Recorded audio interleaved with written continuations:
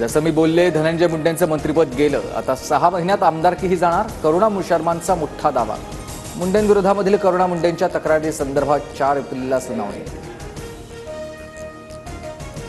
सतीश उर्फ खोक्या भोसलेला शिरूर कासार तालुक्यातील बावी या गावात आणून पोलिसांकडून चौकशी. खोक्यानं हरणांची शिकार याच ठिकाणी केल्याचा पोलिसांना संशय.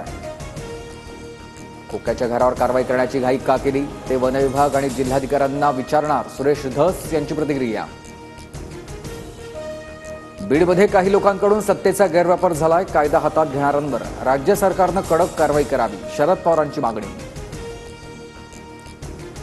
गंभीर लोकांना मोठं करण्यामागे शरद पवारांचाही हातभार. धनंजय मुंडे, क्षीरसागर धसांसह बजरंग सोनवणेही पवारांच्याच तालमीत वाढले. अंजली दमानी यांची टीका. एकनाथ शिंदे काँग्रेसमध्ये जाणार होते. पृथ्वीराज चव्हाणांना विचारा. अहमद पटेल आता नाही, पण शिंदेंची दिल्लीमध्ये त्यांच्याशी पहाटे चर्चा झाली होती. हे सर्वात जास्त मला माहिती. संजय राऊतांचा दावा. एकनाथ शिंदे काँग्रेससोबत जाणार होते, इतर पक्षांना त्यांना मंत्री का बनवलं? संजय राऊतांच्या दाव्यानंतर नरेश म्हस्केंचा सवाल.